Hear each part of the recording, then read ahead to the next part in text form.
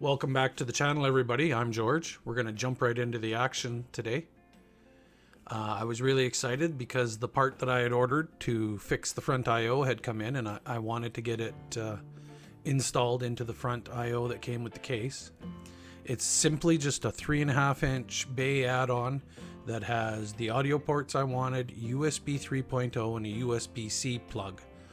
So it will give me all the things that I need to be able to attach and replace on the damaged I/O that came with the case.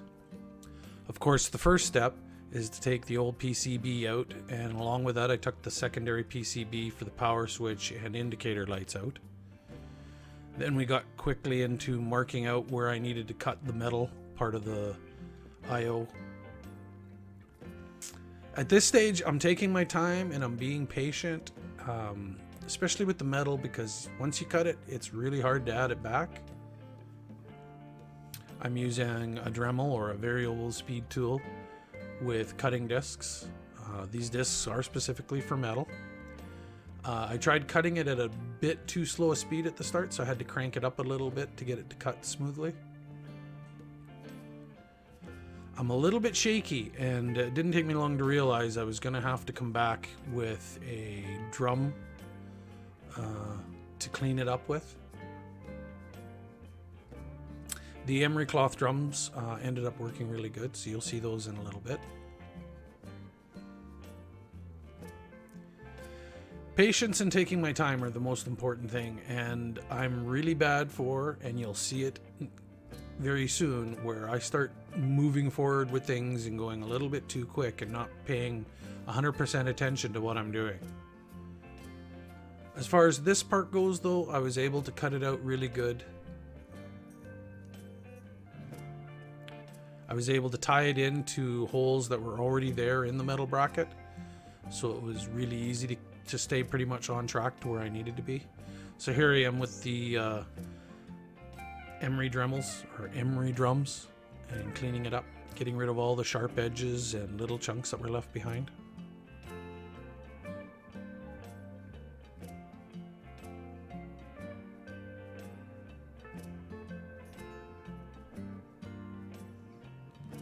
Yeah, I had to do a little bit of a cleanup in between cutting the metal and before I started cutting the plastic. So just a quick wipe down and a little bit of a wash made a world of difference.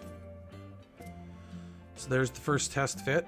As you can see, it fits really well, but if you noticed, I cut a little bit more than I needed to, and that's going to come back to bite me in the butt in the future. So I'm lining up the plastic and trying to figure out how much of it I need to remove.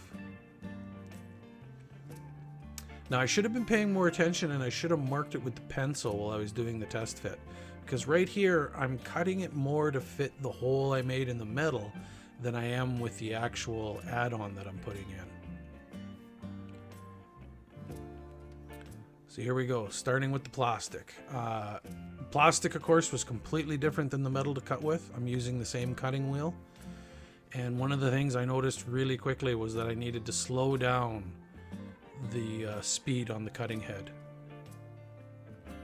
Also, this is where I'm making the biggest mistake of the whole part of the project. As you can already see, I'm paying too close of attention to where the cutting head is, or the cutting disc is, and I'm not paying attention to the chuck on the Dremel.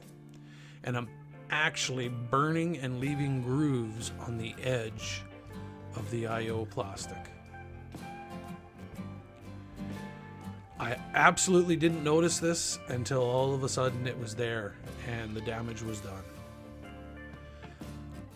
There was nothing much more I could do at this point. I just carried on with cutting out what I needed to. Part of me was thinking I was going to end up having to just throw this whole piece away and building something from scratch, and I was not looking forward to doing that. Yeah, I was really disappointed with myself because it was in really good shape till I did that. Literally at this point, I'm trying to think of how I can salvage it from at this point.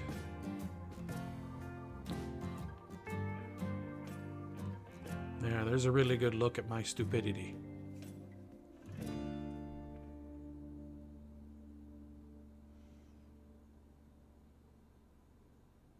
I even considered going back and cutting a whole bunch of notches and trying to make it look uniform, but that was just silly to think that I could have any idea or believe that I would have the skill to make that look good.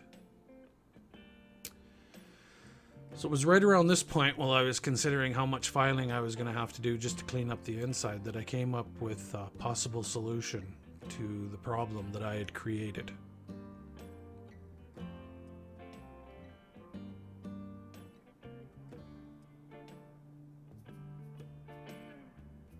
Yeah, a lot of thinking went into it. In the end, the solution ended up being quite simple, really.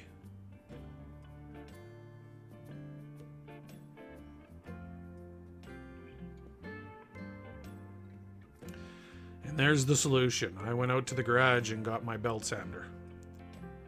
Now, this is where I made the next big blunder, and that was the fact that the belt sander was being stored in the garage, which is not insulated or heated, so it was cold. And the belt sander quickly developed moisture that was in the windings. And by the end of sanding down the faceplate, which I will say I'm very happy with the end result, it came out nice, it looks good. But the belt sander, I'm afraid to say, is dead. The moisture got into the windings, and by the time I was done, in order to keep using it, I had to actually run it across the floor to give it a jump start, and I was unable to use it at a low speed anymore. And it's ever since then, by the time it cooled down, it was shot. There's nothing left of the windings in the motor at this stage, so I guess a new belt sander's on my shopping list. Here's where I'm doing some hand filing to clean up the inside edge and a little bit of the drum sander or emery drum to clean up the corners. I actually ended up going out and buying a whole new set of files that were better suited for this kind of material, and I did some finishing filing later on in the process. So there you go. There's a quick peek at the way it's looking right now.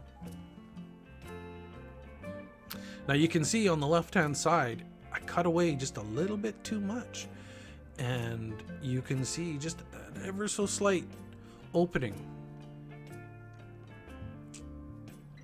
Now I'm going to spare you the third major blunder that I made on this part of the project. At this point, I'm basically taking the PCB out of the add-in that I had purchased, and I'm getting ready to drill some holes to mount it inside the original I/O. I decided I wanted to use the original standoffs because the height was pretty good in relation to the front panel and the holes that I had cut. But to do so, I had to drill 2 holes in the bottom of the metal bracket on the 3.5-inch add-in.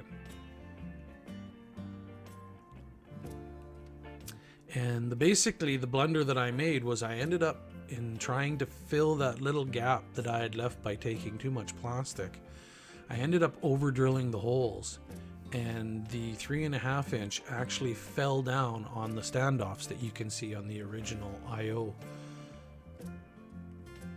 So I ended up having to come up with some bushings that would allow me to reinstall it without having the standoffs go right through the bottom of the 3.5-inch add-in.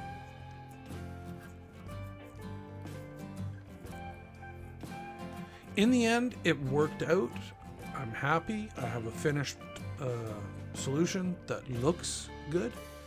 So just a lot of extra work because I didn't take my time and got in a rush.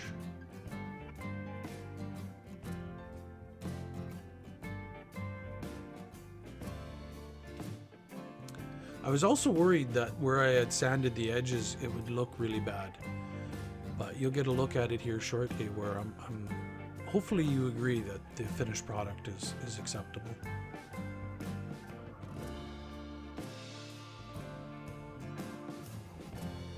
As well, I shouldn't have tried oversizing these holes. There just wasn't the space to shift it over in the end. And once again, I created a lot of extra work and an extra problem that I didn't really need. And if I'd been just a little more patient and let it sit, I probably never would have gone too far with it. So yeah, a little extra Dremel work there. I had to clean it up and give myself a little bit more room to work with so that I could hopefully adjust it over to where I was happy with it.